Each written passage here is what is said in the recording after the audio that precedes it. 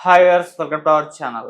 Telangana BJP అధ్యక్షుడిగా కొత్తగా ఎవరినన్నా నియమించే అవకాశాలు ఉన్నాయా లేవా అంటే కిషన్ రెడ్డి గారిని అప్పుడు బండి సంజయ్ గారిని తీసేసి మరి నియమించారు. అయితే ఇప్పుడు ఆయన టర్మ్ కూడా ముగిసిపోయింది. ఇప్పుడు కొత్త వాళ్ళు నియమించే టైం వచ్చిందని కూడా చర్చ జరుగుతుంది. మరి నిజంగా కొత్త వారిని నియమిస్తే ఎవరు రేస్ లో ఉన్నారు? దీనికి సంబంధించి ఇన్ఫర్మేషన్ ఇవ్వడానికి ప్రజెంట్ మనతో పాటు సీనియర్ జర్నలిస్ట్ అరవింద్ కొల్లి గారు ఉన్నారు. వారిని అడిగి తెలుసుకునే ప్రయత్నం అయితే చేద్దాం. సార్ నమస్కారం సార్. ఎలక్షన్స్ నా ముందర క్వశ్చన్, ఎవరు ప్రాబబుల్స్ పేర్లు చెప్తే దాన్ని బట్టి మాట్లాడదాం. మనం ప్రాబబుల్స్ ఎవరెవరికి అవకాశం ఉందంటావు తెలంగాణ బీజేపీ రాష్ట్ర అధ్యక్షుడిగా అయ్యే అవకాశం? మళ్ళీ బండి సంజయ్ గారిని చేస్తే బాగుంటుందేమో అని చాలా మంది కోరుకుంటున్నారు సార్. ఓకే, ఇంకెవరెవరికి అవకాశం ఉంది? ఈటెల రాజేందర్, ఆయన అధిష్టానం హామీ ఇచ్చింది అనేటటువంటి ధీమాలో ఉన్నారు. రఘునందన్ రావు ఒకవైపు ధీమాలో ఉన్నారు. తర్వాత ఆచారి అని గతంలో ఎమ్మెల్యేగా 7 ఓట్లతో తేడాతో ఓడిపోయినటువంటి ఒక నాయకుడు, మహబూబ్నగర్ జిల్లా నాయకుడు, ఆయన సీరియస్ గానే ఉన్నారు. లక్ష్మణ్ మరోసారి అవకాశం వస్తుందా అనే ఊహాగానం కూడా సాగుతోంది.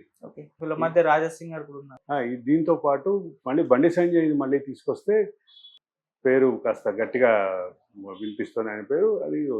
తర్వాత రాజాసింగ్ పేరు మధ్యలో కొంతకాలం వినిపించింది. రాజాసింగ్ని పెడితే దూకుడుగా వెళ్తాడు, ప్రభుత్వంతో ఢీ అంటే ఢీ అంటాడు.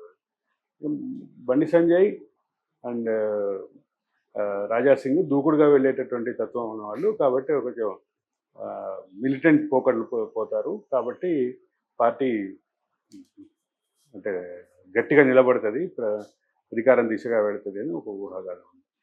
కిషన్ రెడ్డి టర్మ్ ఇటు అయిపోయింది కాబట్టి కిషన్ రెడ్డి నిర్ణయించిన వాళ్ళకే అధ్యక్ష పదవి అంటూ ఒక ఊహాగానం వచ్చింది. ఇట్లా రకరకాల ఊహాగానాల నేపథ్యంలో అసలు ఇంకో కొత్త ఊహాగానం వినిపిస్తుంది. అది ఇప్పుడు కీలకంగా కవిత బీజేపీ బీఆర్ఎస్ మధ్య పొత్తు లేదా విలీనంకు సంబంధించినటువంటి ఊహాగానాన్ని కోట్ చేస్తూ వాళ్ళ నాన్నకి లేఖ రాసింది.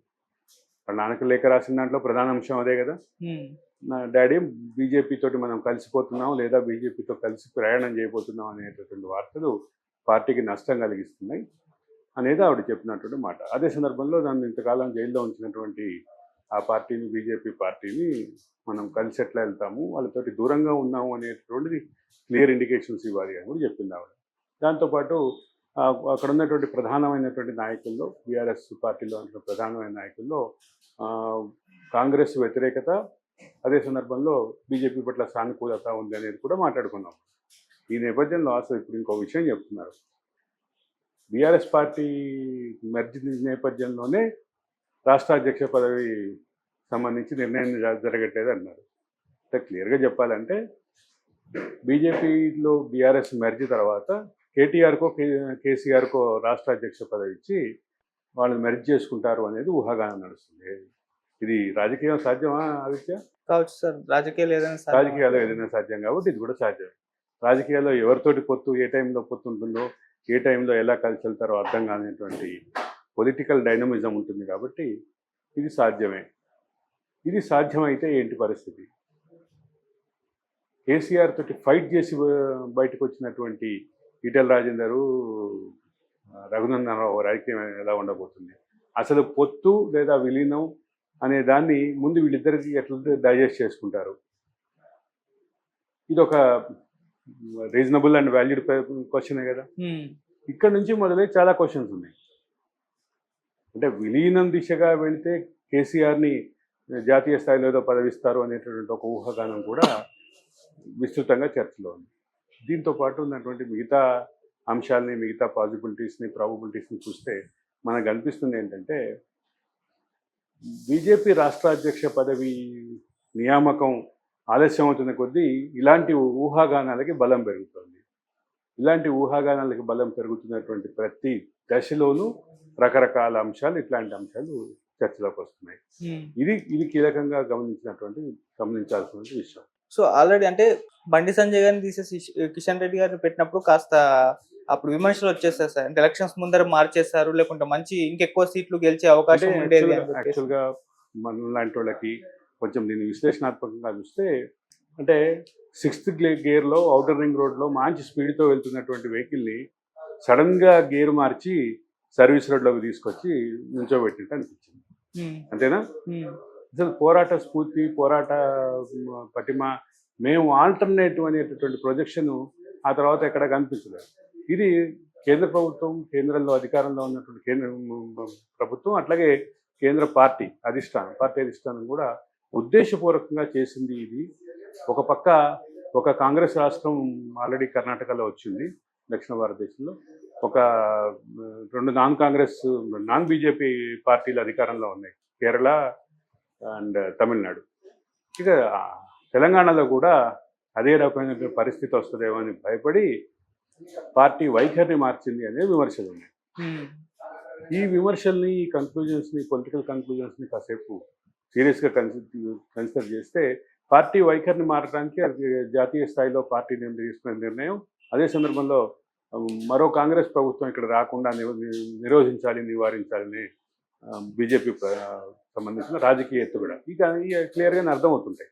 కానీ ఆచరణలో అందుకు విరుద్ధంగా జరిగింది. మరో కాంగ్రెస్, అసలు ఎక్కడా కాంగ్రెస్ ప్రభావశీలంగా లేదు అనుకున్నటువంటి కాంగ్రెస్ ఒక పార్టీగా ఎదిగింది, ఒక గట్టి పార్టీగా ఎదిగింది. వాళ్ళ పార్టీలో ఉన్నటువంటి జవసత్వాలన్నింటినీ రియాక్టివేట్ చేసుకుంది. పార్టీ స్ట్రెంగ్త్తో పాటు నెంబర్ స్ట్రెంగ్త్ కూడా పెంచుకొని అధికారం దిశగా వెళ్ళింది. ఈ మొత్తం దీంట్లో కీలకంగా చూస్తే కారణం ఏం కనిపిస్తుంది? బీజేపీ పార్టీ తన స్పీడ్ని తగ్గించుకోవటం కారణంగా చూపిస్తున్నారు. ఆ రకంగా కనిపిస్తున్నటువంటి కంక్లూడ్ చేసుకున్నటువంటి ఆలోచనని బట్టి చూస్తే మళ్ళీ బండి సంజయ్ వస్తేనే పార్టీ యాక్టివేట్ అవుతుంది, రివ్యాంప్ అవుతుంది అనేటటువంటి భావం బలంగా ఉంది. కాబట్టి ఇన్ని ఆప్షన్స్, ఇప్పుడు ఈటల రాజేందర్ బలమైనటువంటి నెట్వర్క్ బిల్డ్ చేయగలిగినటువంటి, పార్టీని సంస్థాగతంగా బలోపేతం చేయగలిగినటువంటి నేపథ్యం ఉన్నటువంటి వ్యక్తి.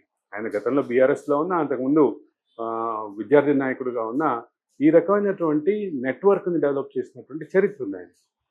ఇక అట్లాగే మన ఆయన మెదక్ ఎంపీ రఘునందన్ రావు ఆయన తన వాగ్దాటితోటి పార్టీని, క్యాడర్ని యాక్టివేట్ చేస్తారు అనేటువంటి పేరుంది.